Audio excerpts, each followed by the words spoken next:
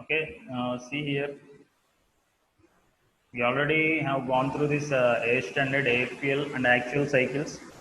What is the difference between air standard cycle, fuel air cycle, and actual cycle? Okay, see here in air standard cycles, we are going to consider so many assumptions. We are going to have a lot of assumptions in case of air standard cycles. Okay, so if we have taken out those assumptions, that means if we have for a definite cycle, if we have sent A through it and several assumptions have made, and after that we are going to analyze that, okay, depending upon the assumed characteristics. Okay, so that will comes under air standard cycle, and uh, if they are corrected for characteristics of air fuel mixture, they will become fuel air cycles. Okay, what are the fuel air cycles we have? uh, the same cycles, whatever the cycles we used for air standard cycles, those cycles only we are going to use, but the main difference here is, here we are going to use fuel air mixture. Okay, fuel air mixture in the same cycle. So, and now these are whatever the characteristics which are going to be assumed within the A standard cycle, those are going to be taken. That means the whatever the actually what is going to be done within the cycle when fuel air mixture is going to be introduced, that is the fuel air cycle.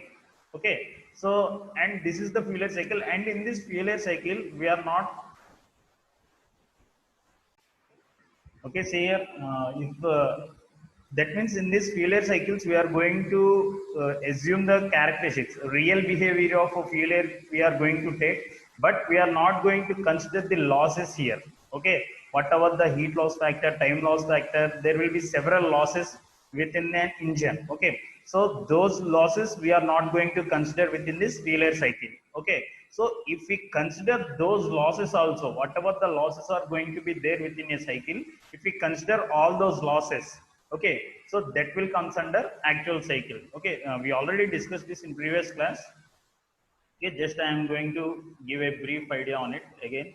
Okay, these are the cycles which are we are going to have. We already studied all these cycles, and we have done performance on all these cycles, like work done, efficiency, okay, peak pressure, like that. Okay, you have studied and analyzed all these cycles in previous thermodynamics. Okay, next coming to air fuel cycles and actual cycles. Okay, we will go through them. That means these are the only cycles we are going to use. Uh, but if we introduce A, that will become air standard cycle, and if you introduce air fuel cycle, that will become air fuel cycle. And if we have considered losses within these cycles, that cycles will become actual cycles. Okay. See, these are basic assumptions which we have already discussed this. Okay, in air standard cycles we are going to have idealized process and idealized working fluid, and in a air fuel cycle we are going to have idealized process, but here we are going to take accurate working fluid model.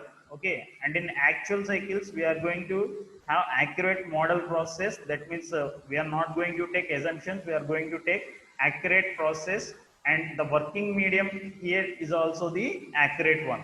Okay, how it is going to behave within a cycle, that accurate thing we are going to take, so that's why they become actual cycles. Okay, see here this we already discussed indicator PV diagram. Okay, previously we have discussed for ideal, that means whatever the ideal process we have taken, based on that we have taken that.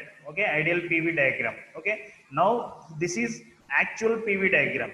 Okay, what actually is going to be uh, undergone within a cycle, that we are going to take here now. Okay, previously we are going to have a constant, at a constant pressure there will be a suction of air will be there. Okay, but see here, this is not at a constant pressure. Okay, see the variation will be there. Okay, see there is the introduction of air fuel or air into the cylinder is going to be varied now. See here, this is the actual atmospheric pressure. Okay, this is the actual atmospheric pressure which we have considered previously in cycle.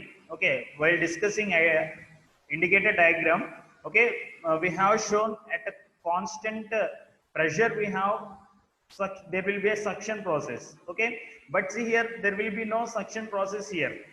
Okay, there will be no suction process at a constant pressure here. Okay, at varying pressures we are going to have, see how the pressure is going to behave. Okay, the pressure is going to first of all reduce and again increase, and finally when it reaches bottom dead center, then it is going to become atmospheric pressure.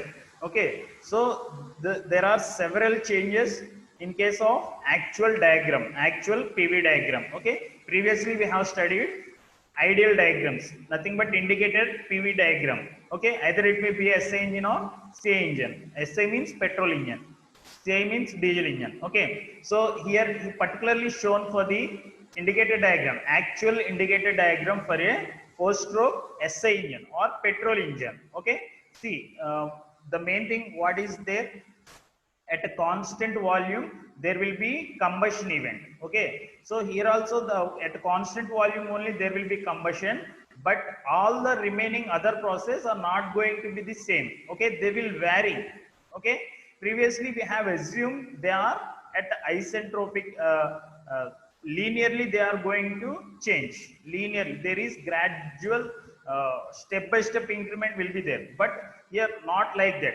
Okay, here nothing but in previous one we have assumed quasi-static process. Okay, but here in this actual diagram it won't be a quasi-static process, it is going to be a very rapid process, and also there will be several changes. Okay, when compared to ideal actual diagram, ideal to actual diagram. Okay, see here in the previous diagram we have ideal, that means at constant pressure we have, but here there will be variation in pressure during the suction. Okay, whenever inlet valve opens. Okay, and this is the same. Why? Because the pressure has to change, there will be increase in volume. Okay, since the in compression stroke what is going to happen, the volume is going to decrease and pressure and temperature are going to increase. Okay, same here, this is going to be happen here itself.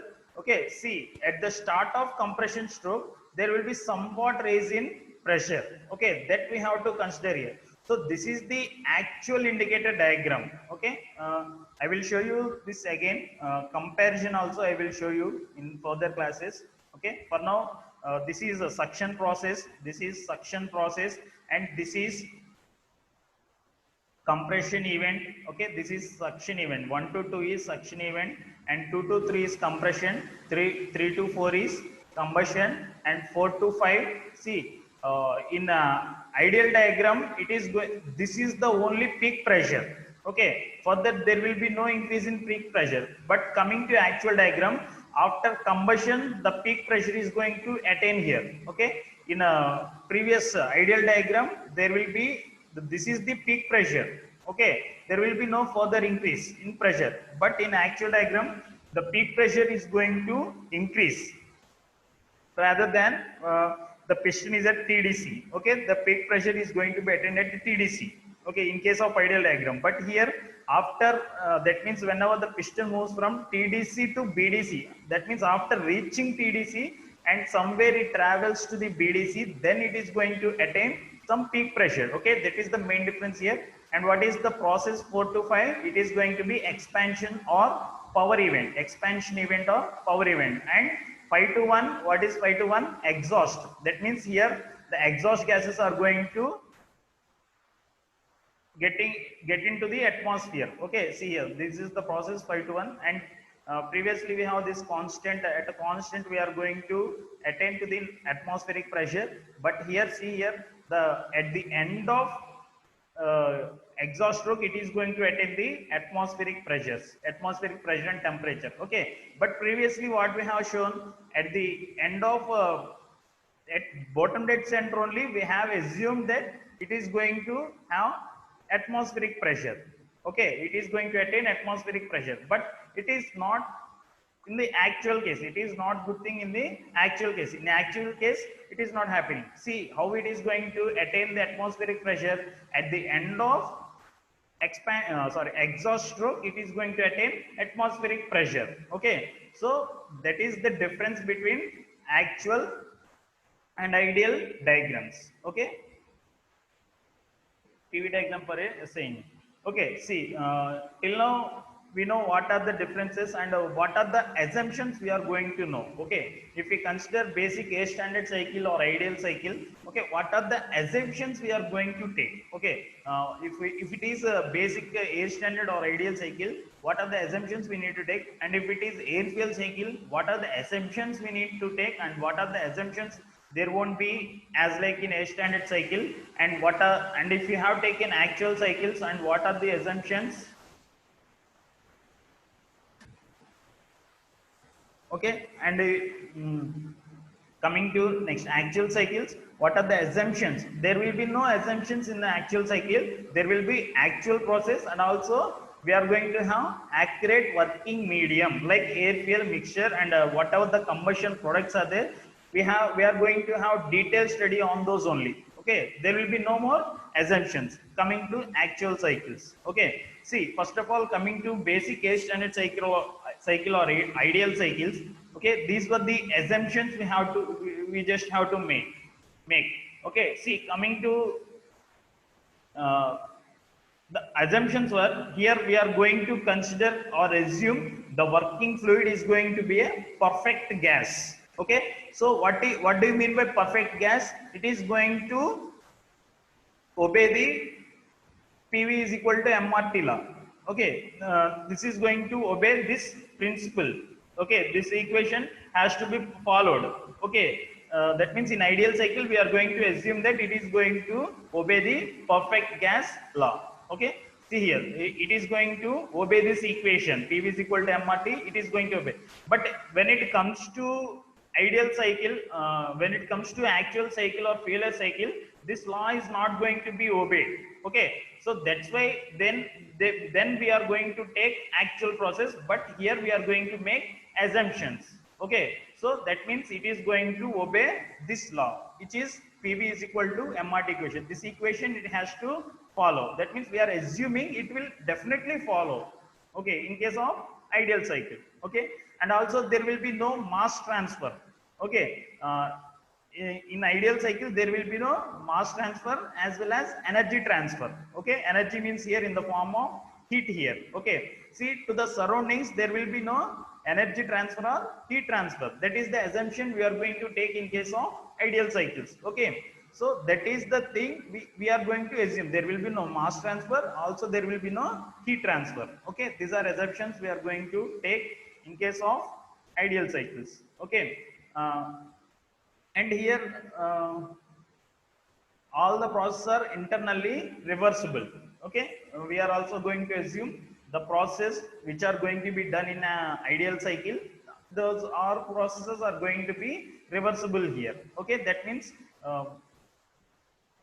entropy is going to be constant here. Okay, that means this is another assumption, that as entropy is going to be constant here. So that means there will be no entropy change. Okay, if there is an entropy change, what is delta S?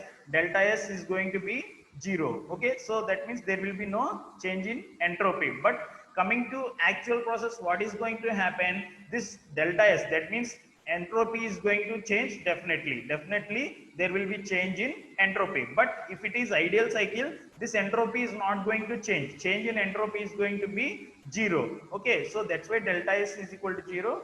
That means if change in entropy is 0, then what is S1 and S2? They are becoming equal. Why? Because there is no change in entropy between the two process. Okay, so then what happens in a cycle? That means the entropy at point 1 or at state 1 and entropy at state 2 are going to be the same. Okay, these were the assumptions we have made. Okay, so that's why that became a standard cycle. Okay, and okay, in a Otto cycle we have seen that heat is to be supplied at a constant volume. Okay, but here we are going to be assumed here, whenever the here we are going to assume heat is going to be supplied at a constant heat source. Okay, heat is going to be supplied from a constant heat source. Okay, and not from chemical reaction or burning of fuel will be there. Okay, in case of air standard cycle, there will be no formation, there will be no chemical reaction. Why? Because there is no air and fuel. Okay, if there is fuel, then only the combustion or chemical reaction has to be taken place. Okay, but if there is no fuel, in case of air standard cycles, there will be no chemical reaction. That means there is no burning of fuel. Okay, but we are going to be assume that heat is supplied from a constant heat surface, sorry, from a constant temperature heat source. Okay, that means we are just assuming that. Okay, but there will be no fuel and there will be no combustion, but we are going to just transfer the heat from a higher temperature source. Okay, so that too at constant temperature. Okay, so that is one assumption. And also we are going to assume the heat rejection at a constant temperature only. Okay, that means heat rejection at a constant temperature, and also heat injection, that means heat supplied is also at a constant temperature only. We are going to assume all these in case of air standard cycles. Okay, see here, heat rejection is used to restore fluid to initial state. Okay, so to get initial conditions. Okay, that means where we are going to reject the heat in case of exhaust stroke. Okay, in exhaust stroke, what is going to happen? We are going to reject at a constant temperature. Okay, that is the assumption we have made. Okay, so here the working medium, which is here in a standard cycle, working medium is nothing but air. So those are going to be constant.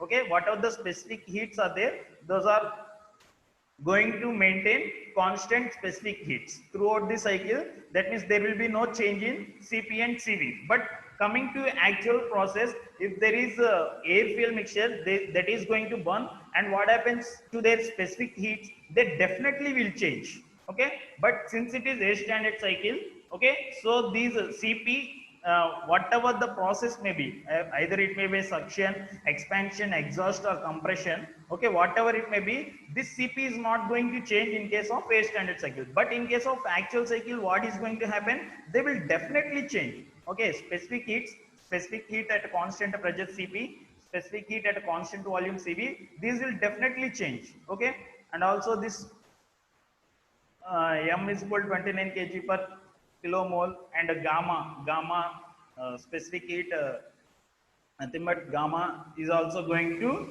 it doesn't changes in case of air standard cycle. These are several assumptions we have made. Okay, and if it is actual, all these parameters will definitely change. Okay, that is the difference between and these are the things which we are going to be considered as a constant things. Okay, by assuming these as constants, and we have to study and study a cycle, and we have to analyze that cycle. Okay, so that's air standard cycle. Okay, that, and these are the assumptions we are going to take in case of air standard cycle. See, I already said there are several cycles. Okay, like air standard cycle, whatever it may be, the cycle, depending upon the medium and assumptions we have taken, and characteristics we have taken, that decides whether it is a standard cycle, air fuel cycle, or actual cycle. Okay, but the process is going to be the same. Okay, whatever may be the cycle. Okay, either it may be air standard, air fuel, or actual cycle, the process is going to be the same, but only change is we need to neglect the assumptions in case of actual cycles, and if it is a standard cycle, we need to consider the ideal process. Okay, we have whatever the assumptions we have made, all those I have shown you just now. Okay, so see here, we already know this Carnot cycle. Okay, these are PV diagram. Okay, PV diagram for Carnot cycle, and this is TS diagram. Okay, see, this is TS diagram for Carnot cycle, and this is what is going to happen here. Okay, what is going to happen? First, Carnot cycle. Coming to Carnot cycle, he is an engineer. Carnot named an engineer named Carnot. He developed this Carnot cycle. Okay, see here, and what is the main thing here? Here we are going to have both high temperature source and also low temperature source. Okay, and here we are going to assume this as perfect insulator come perfect conductor. Okay, whenever it need to be a perfect insulator, then it is going to act as perfect insulator, and whenever it need to be a perfect conductor, then it is going to be act as a perfect conductor. Okay, is there any material like that in the world or in universe? Is there any material like that?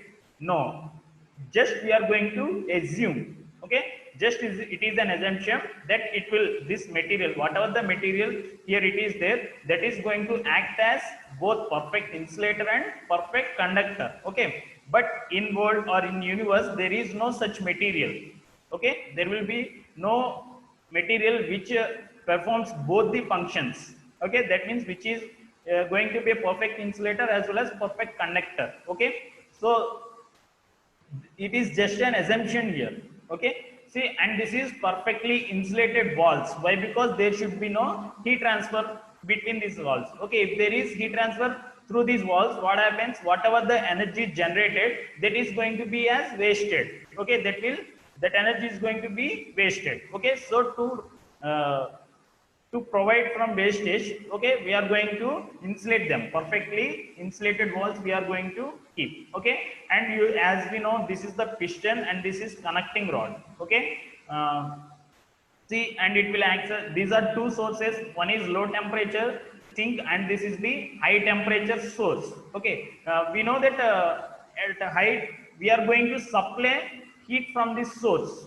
Okay, we are going to supply heat from this source, and what is the function of sink here? It will receive energy. Okay, it will receive temperature or energy. Okay, that means as it is low temperature, it is going to receive the energy.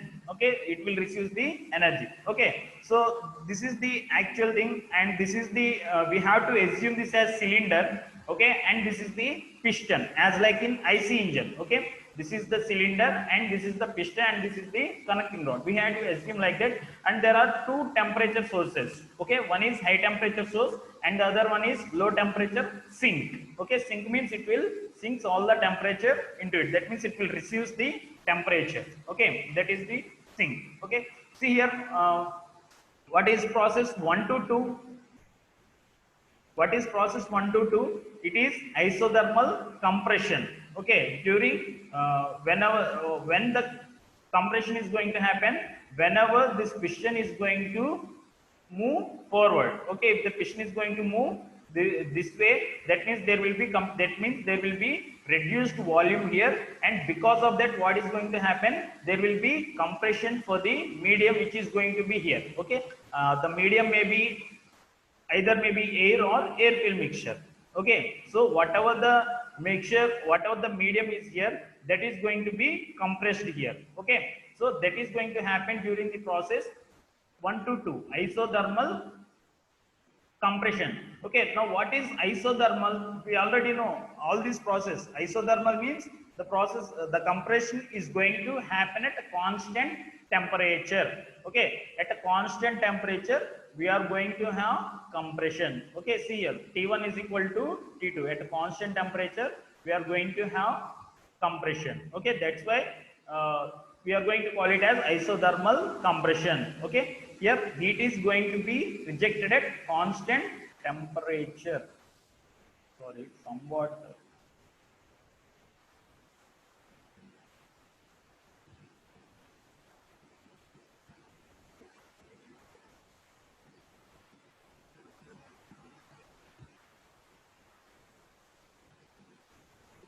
Wait a minute. Okay, see here, heat is going to be rejected at a constant temperature. That is from at constant temperature only heat is going to be rejected here. And see here, what is the process here? Isothermal compression. Since there is compression, the pressure is going to increase from P1 to P2. And if you see in TS diagram, the temperature is going to be constant only. Okay, and coming to process 2 to 3. Okay, what is process 2 to 3? Isentropic isentropic expansion. Okay, here isentropic or reversible adiabatic both are same. Okay, isentropic or reversible adiabatic means both are same. Okay, so here reversible adiabatic or isentropic compression is going to happen from process 2 to 3. Okay, at this thing, what is going to happen, and this is going to be act as, now this whenever there is isentropic compression, it is going to be act as insulation. Okay, it will act as perfect insulator.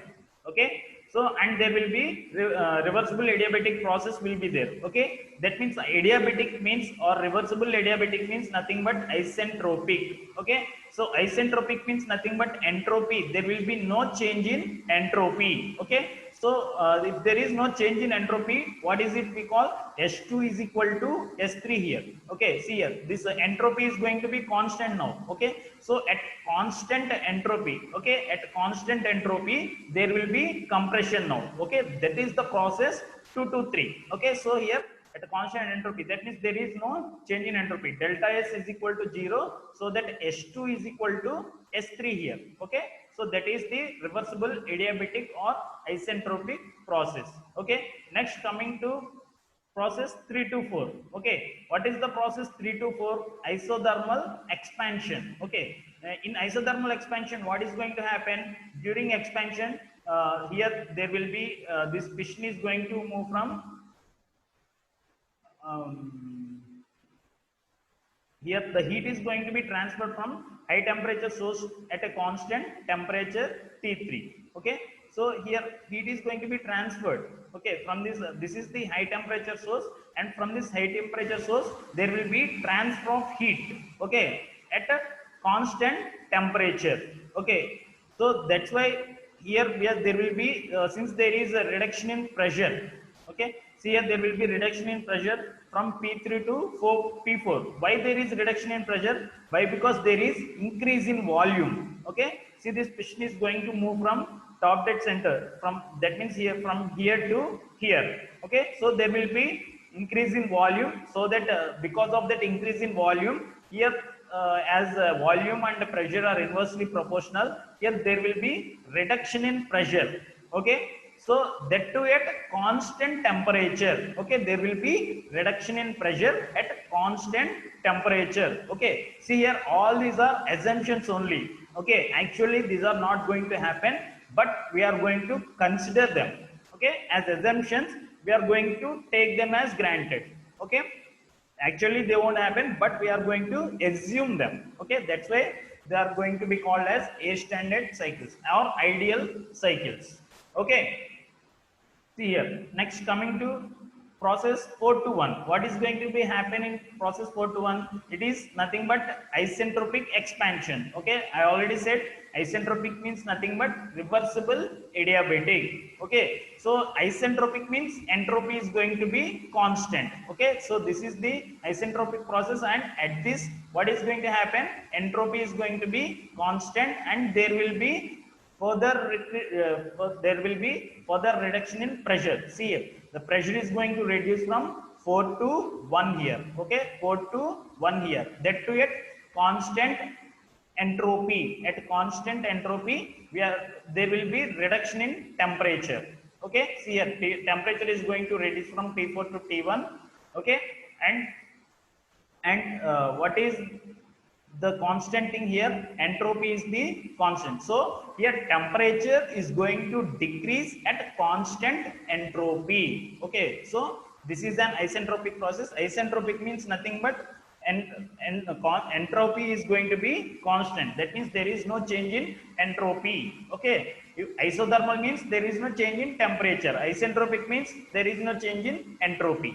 Okay, isobaric means there will be no change in pressure. Isochoric means there will be no change in volume, like that. Okay, you know already all this. Okay, you have to know. Why? Because you already gone through thermodynamics, you should know all this. Isentropic means entropy constant, isothermal means temperature constant, isobaric means pressure constant, isochoric means volume constant, and for the several processes will be there where all this where these parameters are going to be constant. Such parameters like pressure, temperature, volume, and all those.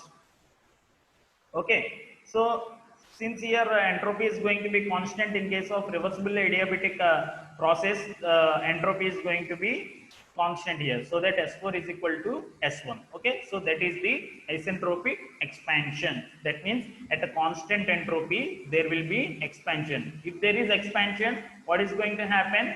Nothing but pressure is going to reduce. Okay, I am going to have a clear idea on this. Okay, first of all, there will be isothermal compression. That means at a constant temperature there will be increase in pressure. Okay, first of all, I will separately look about PV and TS diagram. First of all, we will discuss about PV diagram and then come to the TS diagram. Okay, see whatever the changes here we are going to come across in case of PV diagram. Okay, see here, first of all, what is process 1 to 2? Isothermal compression. There will be compression. That means piston is going to move from descent to descent. Okay, so that there will be compression.